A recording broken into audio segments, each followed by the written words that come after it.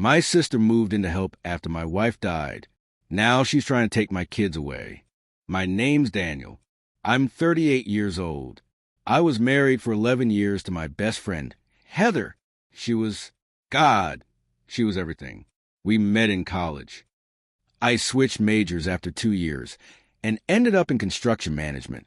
Ironic, given how many things in my life would later fall apart. Heather and I had 2 kids, Emma, 8, and Noah, 5. Smart, kind kids. Emma has Heather's eyes. Noah has her smile. They were her whole world. And mine. She died 2 years ago in a car accident. Drunk driver. She was on her way back from picking up groceries. It was a rainy Tuesday in March. She called me 5 minutes before it happened. Do we have enough milk? That was the last thing she ever said to me. The grief was overwhelming. For me, for the kids. I cried so much that first month. I barely remember it. My boss gave me extended leave. My sister, Melissa, stepped in. At first, she was a godsend. Melissa is 4 years younger than me. We weren't super close growing up. I was more of a quiet kid. She was always the center of attention. But we reconnected as adults. She had a rough few years after high school, dated some losers, got into MLM crap, worked at salons, then moved in with our parents again. But around the time Heather died, she was working as a part-time teacher's aide and said she wanted to help. I want to be there for the kids, she said. For you, too. She started coming over every day, making meals, driving Emma to school, picking up groceries. It was too much for me to handle, and I was grateful. So I let her stay. She moved into the spare room temporarily so the kids could have some stability. I thought it would be for a few weeks, maybe a couple months. But weeks turned to months, and I didn't push it. She was good with the kids. They laughed more when she was around. Emma especially took to her. Melissa let her bake, did crafts with her, even started doing bedtime stories. And I felt like I could finally breathe. But things started getting weird around the 4th month. She began criticizing my parenting. At first, it was subtle. You let them stay up too late, Danny. Fast food again? I thought you wanted them to eat healthier. You forgot picture day at school? You need to get more organized. At first, I laughed it off. I mean, I was overwhelmed. But then it became a pattern. If I gave the kids screen time, I was lazy. If I disciplined them for acting out, I was too harsh.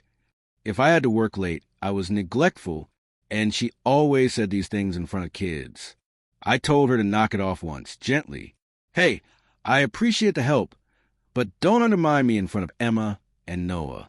It confuses them. She smiled and said, of course, like it was no big deal. But it didn't stop. By month 6, it felt like she was running the house. She started organizing everything. The pantry, the kids' closets, even the bills. I appreciated some of it, especially the budgeting stuff, but she started making financial decisions without asking me. I found out she had signed Emma up for dance classes without telling me. When I confronted her, she said, well, you've been so busy. Someone had to make decisions. I told her I needed to be the one making decisions for my kids, that this wasn't a joint custody thing. She backed off, or so I thought. That same week, I found out she had a secret email address she was using to communicate with the school, as if she were their guardian. I freaked. I demanded she stop. She cried, said she was just trying to help, said I was being paranoid, that I was lashing out because I couldn't handle being a single dad. And you know what? A small part of me believed her. I was tired, still grieving, barely sleeping. So I apologized. To her, Emma had a school project that required parent photos. So we went digging through old photo albums, trying to find some Heather with the kids. That's when I noticed something strange. One of the albums, a digital one we had saved on the cloud, had been altered.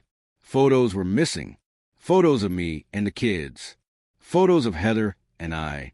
When I asked Emma about it, she said, Aunt Mel said we didn't need those old pictures. She said you don't like looking at them because they make you sad. That night, I checked the cloud backup. 53 photos were deleted, not moved, deleted. I confronted Melissa, furious. She didn't even deny it. She just said, "You need to stop living in the past. It's not healthy. The kids need to move on." That was the first time I told her to move out. She refused. She claimed the kids weren't safe without her, that I was mentally unstable, that she was worried I'd have a breakdown.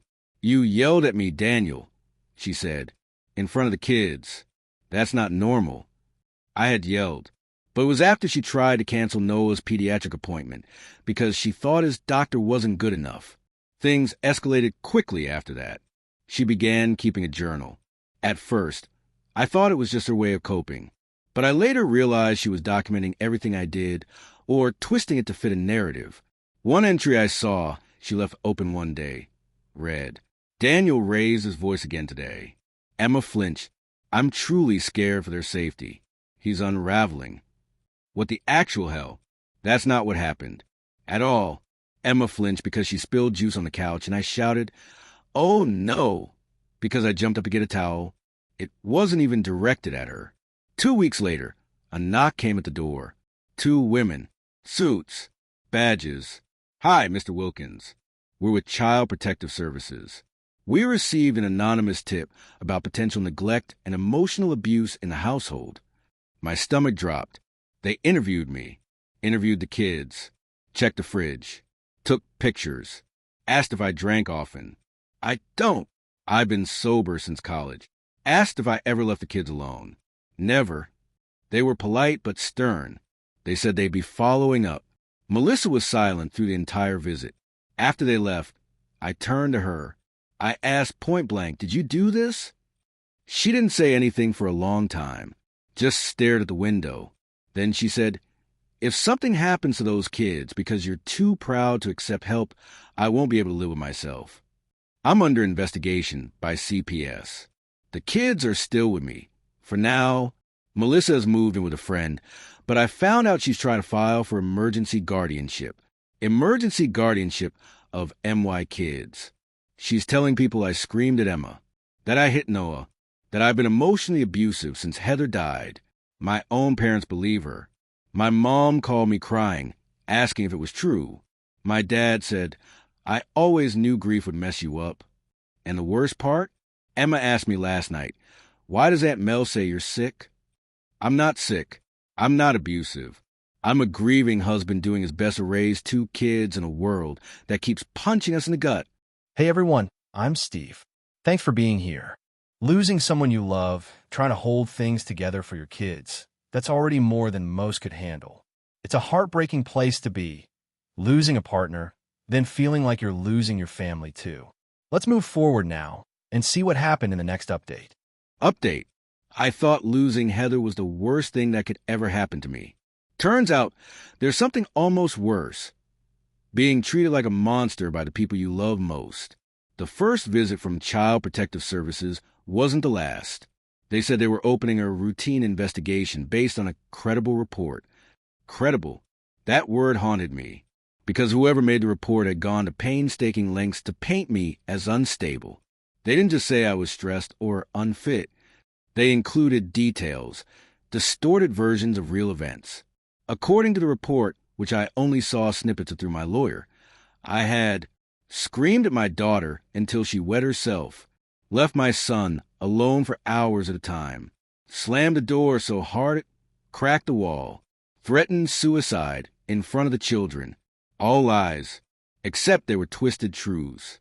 Yes, I once yelled when Noah ran into the street. Yes, I closed the door hard once after a long day. Yes, I broke down crying on the bathroom floor, alone, but Melissa knew these things. She lived in that house.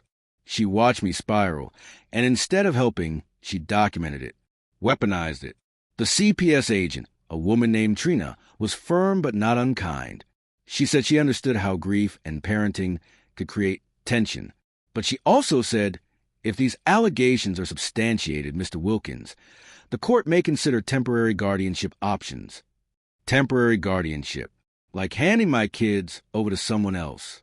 Like giving Melissa the keys to my whole life. After CPS visited again, I started getting messages. From cousins. From old friends. From Heather's sister, Michelle, who I love like family. Hey, Dan, is everything okay? Melissa said you're going through something. Just want you to know we're here for the kids if you need support. Melissa mentioned some stuff that sounded serious. Even my boss called. Hey, I don't want to intrude, but Melissa reached out. She said you might need extended leave again. That things at home are getting unmanageable. I was floored. She was laying a foundation. Quietly, systematically, making sure when a domino fell, people would say, "Oh yeah, we saw that coming." I confronted her over the phone. I said, "Are you seriously trying to destroy my life just to take my kids?" She didn't yell, didn't cry. She just said, "They need stability. You're not giving them that." I got a letter 2 days later, hand-delivered. Melissa had filed for emergency temporary guardianship of Emma and Noah. The motions cited emotional instability, neglect of basic needs, unsafe home environment. She attached her journal as evidence, pages and pages of detailed, time-stamped notes. There were dozens of entries, from things like, "Daniel forgot Noah's inhaler, he doesn't even have asthma," to Emma said she was scared when Dad got mad. I had 2 weeks to respond. I hired a lawyer, Mark Redfield, family law guy, mid-50s, no nonsense. First thing he asked me was, "Did you ever hit your kids?" "No." "Did you ever threaten to?" "No." "Do you drink?" "Not since college." "Do you have any history of mental illness?" "No diagnosis. Just, I've been grieving." He nodded. "Okay, that's not enough to take your kids." "Not yet. But if she's smart, and it sounds like she's very smart, she'll push for a psychological evaluation and start painting you as emotionally unfit." And that's exactly what she did. This is the part that hurts most. Emma and Noah started acting different. Emma was quiet, more cautious. She started asking weird questions like, "Daddy, why are you sad all the time? Do you want someone else to take care of us? Do you love us even when you're angry?" And Noah, my goofy little boy, started having nightmares. He would crawl into my bed and whisper, "Don't let them take me." I asked Emma what was going on. She hesitated, then said, "Aunt Mel said sometimes kids have to live somewhere else if parents aren't ready." My heart broke in ways I didn't think possible. I tried to stay calm, but I was seething. How dare she poison their minds? I considered cutting off contact completely, but my lawyer warned against it. If she can prove you're alienating her, it helps her claim that you're unstable. Keep interactions civil. Document everything. So I did. I started journaling too. Recording. Saving messages. Screenshots. Emails. Every manipulated quote. Every subtle dig. Every time she twisted a wound just enough to reopen it. One night, around 1 a.m., I couldn't sleep. I was combing through old messages when I remembered something. A friend of Heather's, Jamie, had visited a few times in those early months after her death. She was always kind, always helpful, but she stopped coming around. I texted her, asked if she'd seen anything unusual during those visits. Her reply, "I didn't want to get involved, but yeah, Melissa said some messed up things, like how she was meant to be a mom and how the kids were lucky she stepped in. She even called them her babies once." I thought it was just grief talking, but now maybe not. That was the first crack in Melissa's narrative. I asked Jamie if she'd be willing to write a statement. She said yes. Then another stroke of luck. Emma's teacher, Ms. Randall, called me. She'd noticed changes in Emma's behavior and had been keeping her own notes. She offered to write a letter for the custody hearing. I started to realize something. Melissa was good at playing victim, but I wasn't completely alone. As the court date approached, I became paranoid. Every bruise the kids got, even from normal kid stuff, terrified me.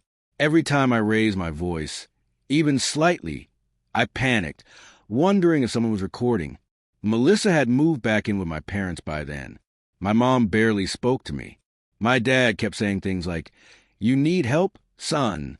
Just let her take the kids for a while." They really believed her. I even caught them talking to Emma on a video call once, telling her, "It's okay to say you're scared. If Daddy's being mean, you can tell the judge." I had to end the call. I never thought I'd be the kind of person to say this, but I hate my sister. I hate her. Update. For days before the hearing, I found Emma's old pink tablet, the one Melissa gave her for Christmas last year. The video begins with Emma's face in the front-facing camera. She's sitting cross-legged on her bed, holding the tablet in her lap, talking quietly to the screen. "Hi, Mommy," she whispers. "I miss you. Daddy misses you too, but he doesn't cry around us anymore. He tries to be strong, but I know he still hurts. And Mel says Daddy's sick, but I don't think he is. He just looks tired." She glances over her shoulder. "Okay, I'm gonna go get my bunny. Be right back." The camera stays rolling. About 30 seconds of silence pass. Then Melissa walks in. She doesn't know the tablet is recording. Then she sits on Emma's bed. Emma walks back into the frame, clutching a stuffed bunny. Melissa pats the spot next to her. "Come here, Em." Emma sits. What followed made my skin go cold. Melissa speaks in a low, syrupy voice. "Sweetie, I need to talk to you about something important. You remember what I said about how sometimes adults have to make hard choices?" Emma nods slowly. "Your daddy, he's really, really sad, right?" Emma frowns. "But he's getting better." Melissa shakes her head, smiling just enough to seem comforting and chilling. "He thinks he's getting better. But sometimes sadness makes grown-ups unsafe, even if they don't mean to be." Emma's eyes dart down. "He's not unsafe. He makes us breakfast and reads us books and—" "I know, sweet girl. I know. But if the judge asks you, I want you to tell him how you feel when Daddy cries. Can you do that?" Emma whispers, "I feel sad." "Good," Melissa says. "That's good, baby. You just say that, okay? Say, Daddy makes you sad sometimes. That you feel scared when he cries." Emma shakes her head. "But I'm not scared." Melissa's tone tightens, just barely. "Emma, you want your daddy to get better, right?" "Yeah. And sometimes getting better means letting other people help." There's a long pause. Then Melissa adds, like a dagger, "If you say the right things, you can come live with me for a little while, just until Daddy gets help. Then everything will be okay." Emma stares at her. Then the video ends. When the screen went black, I just sat there, frozen. I looked at Emma. I pulled her into my arms and held her tight. I couldn't speak. I couldn't even think. Just held her as my mind raced. That video, it changed everything. It wasn't just hearsay anymore. It wasn't just her word against mine. It was manipulation. Recorded. Clear. Intentional. Melissa didn't just lie to CPS. She coached my child to lie to a judge. And that, I knew, could destroy her case. For the first time in months, I had a real weapon in this war.